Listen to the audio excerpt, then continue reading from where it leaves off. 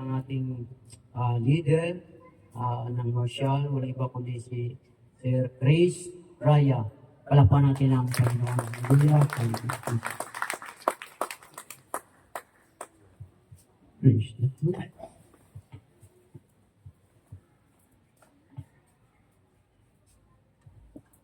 Ang ating pagbasa sa Ebanghelyo ni San Luke, chapter 17, verse 5 to 10. Luke 17, 5 to 10. Ang pakibasa, Sister Angeline.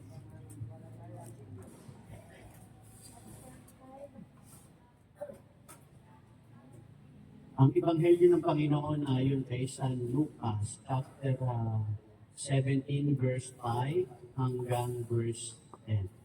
At ganito ang ating mababasa. Sinabi ng mga apostol sa Panginoon, dagdagan po ninyo ang aming pananalig sa Diyos. Tumugon ang Panginoon, kung maging sinlaki man lamang ang butil ng mustasa, ang inyong pananalig ng Diyos, ipalagay natin kayo may aliping nag-aararo o nagpapastol kaya ng tupa. Pagkagaling niya sa bukid, sasabihin ba ninyo sa kanya, halika at nang makakain ka na?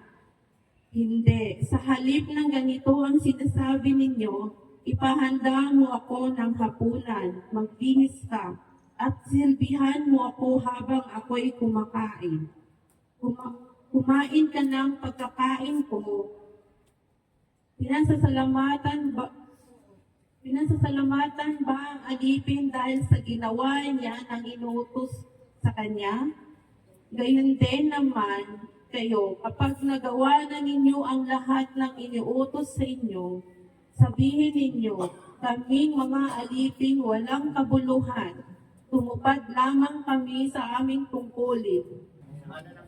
Sa ngalan ng Ama, ng Anak, ng Espiritu Santo. Diyos amang makapangyarihan sa lahat, pinupuri at pinasalamatan ka namin sa lahat ng mga naririto ngayon sa amin at lalong-lalo na po ang leader namin, bigyan niyo po sila ng lalig sa wisdom. Sa lahat po na rito, Lord, magkaroon po kami ng peace of mind sa lahat at magkasundo na rin po sa lahat ng mga bagay. At maraming pong salamat, Lord.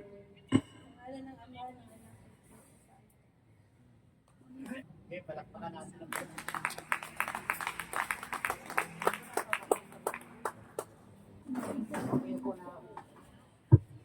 sound.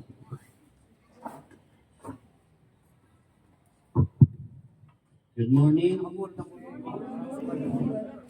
God is good. And all the time.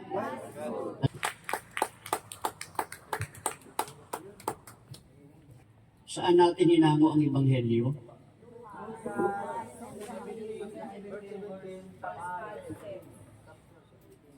Okay, ulitin natin yun. Noong mga panahon na yon, ang mga alagad ay lumapit sa Panginoon. At ang kanilang pakiusap, dagdagan naman po ninyo ang aming pananalig. Bilang tugon, ang sabi ng Panginoon, kung mayroon man lamang kayong pananalig tulad ng butil ng mustasa, na masasabi ninyo sa punong ng sikumuro na yan, mabulot pa at matanim sa dagat, susunod ito sa inyo. At ang sabi pa nga doon, ipalagay na ninyo na may alipin nag-aararo at nagpapastol ng tupa. Pagkagaling kaya sa bukid ng tao na yon, yung alipin, sasabihin ba ng kanyang amo na halika na't kumain kami? Sasabihin ba ito ng amo? Hindi. Sa halip, ang sabi doon, ganito ang sasabihin ng amo niya, ipaghanda mo ako ng makakain, pagsilbihan mo ako habang ako'y kumakain. At pagkatapos kong kumain, saka ka kumain. Pinasasalamatan ba ng amo niya ang ginawa ng kanyang alipin? Hindi. Sabi ng Panginoon sa atin lahat. Ganyan din naman kapag nagawa na ninyo ang lahat ng iniuutos sa inyo, sabihin din ninyo, tayo lahat yun. Kami mga alipin walang kabuluhan, tumutupad lamang kami sa aming tungkulin. Bakit sinabing alipin walang kabuluhan? Wala naman talaga kabuluhan yung alipin katulong. Wala, hindi siya pinupuri ng ano niyan. Hindi siya sinasabi, galing na ginawa mo Hindi rin siya pinapalakpakan. Ito daw ang ating sabihin sa ating mga sarili. Tayo ay mga alipin na walang kabuluhan. Matapos nating gawin ang ating ginagawa, ipagpasalamat natin dahil yun ay ating pumuling nagawa. Kaya kasabi, wala tayong kabuluhan, tumutupad lamang tayo sa ating tungkulin. Talakpakan po natin ang Panginoon. Hindi na po natin ang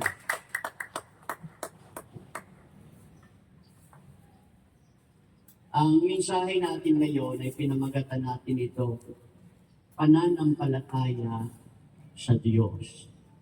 Pakiulit nga. Marami tayong pananampalataya. Ibig kasi sabihin ng pananampalataya ay paniniwala. Paniniwala. Pero yung ibabahagi kong pananampalataya ay saan nga ba ito tumutukoy? Sa Diyos. Kaya ang ating mensahe ay pinamagatan natin itong pananampalataya sa Diyos. Faith in God. At meron bilang mga puntos na tandaan natin kung ano yung mga puntos nito. Yung mga tatalakayin po natin, yung mga maririnig mo po na mahahalagang aral o puntos dito sa binasa natin. Una, yung paghingi ng karagdagan ng pananampalataya. Increase of faith.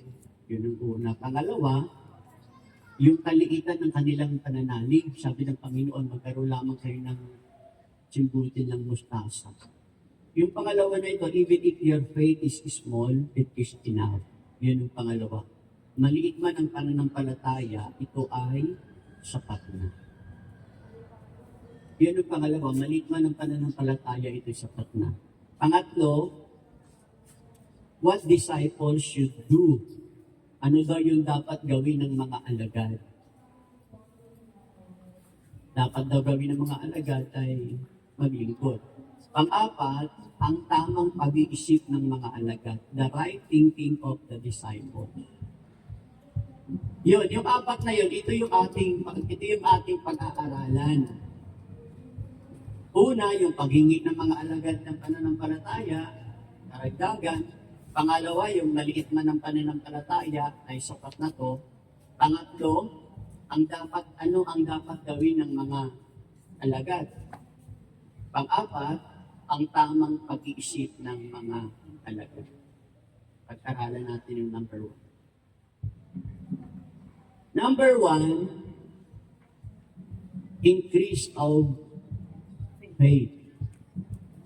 Humingi ang mga apostol sa ating Panginoong Jesucristo na dagdagan ang kanilang pananampalataya ayon sa verse 5. Na kung saan ipinapakita nito na kahit ang mga tagasunod, kahit alagad na ng Panginoon, kasama na nila ang Panginoon, nangangailangan pa rin sila ng tumulong upang palakasin ang kanilang pananampalataya.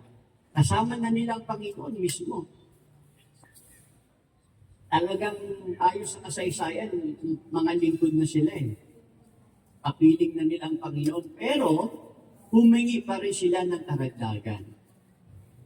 Ano ang aral? Ang pananampalataya ay lumalago kung ang tao ay may pakikipag-ugnayan sa Diyos. Yan ay sa pamamagitan ng pananalangin, pagsamba, at pakikinig ng salita ng Diyos. Yung pananampalataya natin, hindi na yung kinakailangan dagdagan. Ang gusto lang ng Panginoon dito, yung pananampalatayang meron tayo, mabuti yun. Mabuti yun. At yun ay napapalakas kung ang tao ay mayroong pakikipag-ugnayan sa Diyos. Sumasamba siya sa Diyos at nakikinig siya ng mga aral ng salita ng Diyos. Kailan nga ba dumating yung pananampalataya sa tao at papaano ito nangyayari? Sa Romans chapter 10 verse 17, sabi doon, faith cometh by hearing and hearing by the word of God. Ang pananampalataya ko ay dumating ito sa tao nung siya'y nakinig. At nakakapakinig lamang siya kung mayroong nangangaral. Tingnan nyo ha, ang pananampalataya ay hindi naroon sa mga taong nag-aral. Dahil papaano yung mga hindi nakapag-aral, di wala silang pananampalataya. Ang pananampalataya, wala din ito sa mga mayayaman. Kasi kung hindi ka mayaman, di papaano na lang, di wala ka rin pananampalataya. Hindi rin ito sa mga taong may posisyon sa lipunan. Hindi din ito sa mga taong sikat. Ang pananampalataya na kanino? Sa nakikinig ng salita. Ang pananampalataya, yung kamalayan ng isang tao na mayroon ka ng Diyos, dumating yan nung nakinig siya. At makakapakinig lamang siya kung mayroong nangangaral. Ang pag-aaral ng salita ng Diyos ay pangunahing paraan upang palakasin ang pananampalataya. Yung taong may pananampalataya, hindi porke may kahilingan ka at paniniwala mo na gusto mo mangyari ito, ibibigay ito ng Diyos. Kasama sa pananampalataya, kung sakaling hindi ka mag-granted sa iyong prayer, hindi ka naging answered prayer sa iyong panalangin, kasama pa rin sa pananampalataya na kung hindi man ito mangyari, alam kong may plano ang Diyos. Dapat kasama sa pananampalataya, kung hindi maging granted yung prayer mo, dapat mong intindihin na sa tao ang pag-iisip at pagbabalak, ngunit ang tagumpay ay sa Diyos nagbubuhat. Dapat alam natin yun. Itong pananampalataya na ito, sino yung may pananampalataya? Kahit pala hindi mangyari yung gusto mong mangyari, dapat mong isipin na walang pangyayari sa buhay natin na hindi niloob ng Diyos na mangyari. Purihin ang Diyos. Kaya magsabi ni Pablo, ipagpasalamat ninyo ang lahat ng bagay, lahat ng pangyayari, pagkat yun ang ibig ng Diyos. Ang tunay na may pananampalataya, sila yung mga taong lumalaban sa mundong ito. Na kahit dumaranas sila ng problema at pagsubok, kahit dumaranas sila ng katakot-takot na problema, lumalaban sila ng patas. Ang lahat ng ito, idinadaing nila sa Diyos at sinisikap nilang lumakad ayon sa kalooban ng Diyos. Amen. Ang galing. Kaya naman nakikiusap yung mga alagad na dagdagan ng pananampalatayaan nila. Kaya humingi sila ng karagdagan. Alam nyo, hindi na kailangan dagdagan ng iyong pananampalataya. Kasi ang pananampalataya mo, pananampalataya na yan, naandyan na yan. Kailangan mo lang maging totoo sa iyong sarili at maging tunay ang iyong pananampalataya. Yun ang totoo. Hindi na kailangan dagdagan yan. Kailangan lang maging totoo tayo. Kailangan lang maging tunay yung pananampalataya natin. Pangalawang puntos, yung maliit man ng pananampalataya, ito ay sapat na. Even if your faith is small, it is enough. Di ba sabi ng Panginoon? Sabi kasi ng mga alagad, dagdagan naman po ninyo ang aming pananampalataya. Sabi ng Panginoon, ang sagot niya ganito. Kung kayo ay mayroon man lamang na liit ng butil ng mustasa na pananampalataya, sabi ng Lord.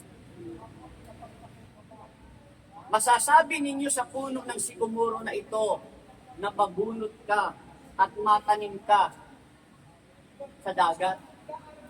Ito ay susunod sa iyo.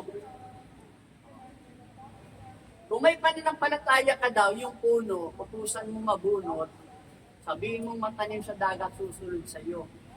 Hindi yan literal. Hindi yan literal na hindi kailanman mangyayari yan. Ito, tumingin kayo sa akin ha. Hindi naman ibig sabihin, kailan ba nangyari yan? So, sige nga, bunutin mo yung puno, itayin mo sa dagat. Sino ang gagawa niyan? Pero, kung bakit ito yung ginamit ng Panginoon na halimbawa, ibig lang niyang sabihin, di ba imposible yon? Di ba imposible magtanim ka? Pero ito yung ibig niya sabihin, gaano man kahirap, gaano man ka-imposible, kapag ang tao'y may pananalig sa Diyos, sino ang nasa likuran ng taong may pananalig sa Diyos? Magagawa ng Diyos ang lahat ng bagay sa taong may pananalig sa Kanya.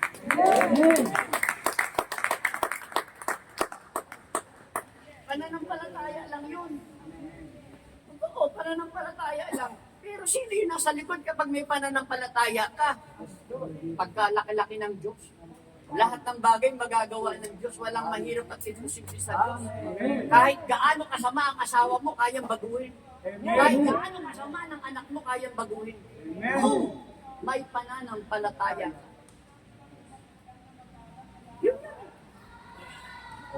Pangatlo, what disciples should do. Ano ang dapat gawin ng mga alagad? Sino dito alagad ng Diyos? Taas nga ang kamay ng mga alagad ng Diyos. Itinayo ni Jesus na ang mga alagad ay dapat maglingkod ng buong puso tulad ng alipin na ginawa ang kanyang tungkulin ng walang hinihintay na gantimpala. Di ba sabi niya doon, gagawin ba ng amo sa kanyang alipin na o magbihis ka na? At wag ka na magpakapagod yan, kumain ka na rito. May masarap dito yung pagkain. Gagawin ba yun ng amo niya? Hindi. Sa halip ganito ang gagawin ng amo niya. Ganito daw po yung gagawin. O maglinis ka na, magbihis ka na, at asikasuhin mo hanggang ako'y kumakain. At pagkatapos kong kumain, saka ka na kumain pagkatapos. O ngayon, yung alipin daw ba na yun? Naghihintay ba siya na purihin siya ng kanyang amo? Naghihintay ba siya na palakpakan siya ng kanyang amo? Naghihintay ba siya na pasalamatan siya ng kanyang amo? Hindi. Ito daw yung dapat natin gawin. Bilang marsyal, kung kayo ay gumawa ng magandang bagay sa inyong paglilingkod, huwag na kayo maghintay sa amin ni Brother Sam na pasalamatan pa namin kayo at purihin kayo ng tao. Kahit hindi kayo purihin at kahit hindi kayo pasalamatan, yan dapat ang kinataglay ng tunay na naglilingkod, hindi nag-aantay ng anuman kapalit at kapalit. Sa sulat ni Pablo sa mga taga-Korinto, unang sulat niya sa mga taga-Korinto, chapter 10, verse 4. Kaya nga, kung kayo kumakain o umiinom, ano man ang ginagawa ninyo, gawin ninyo ang lahat sa ikarangan ng Diyos.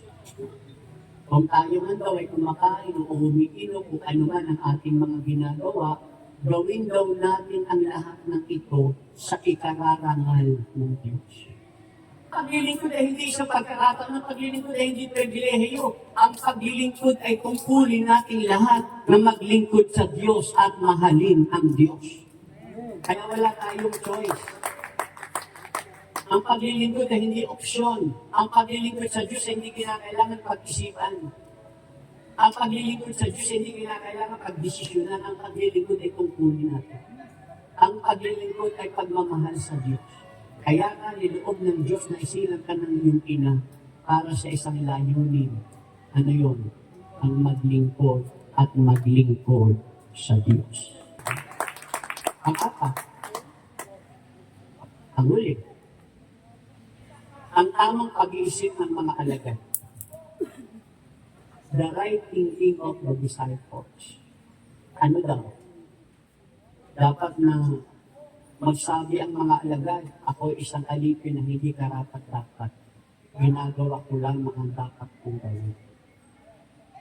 Kaya po sinabi ng Ebanghelyo, tayo daw ng mga naglilingkod, sabihin daw natin, tayo ay alipin ng Panginoon.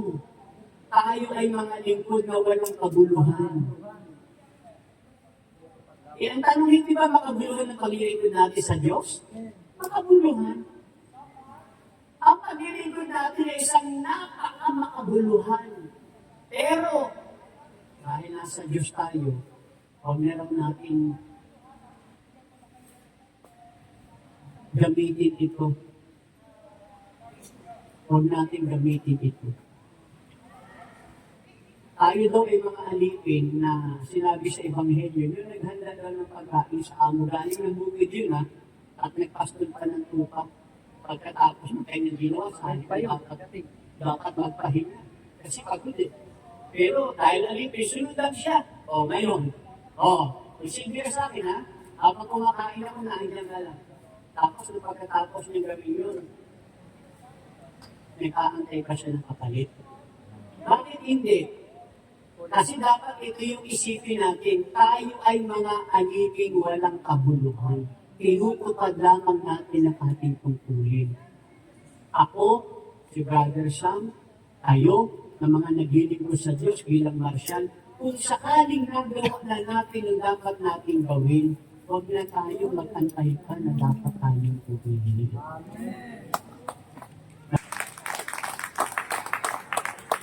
Ito yung panghuli.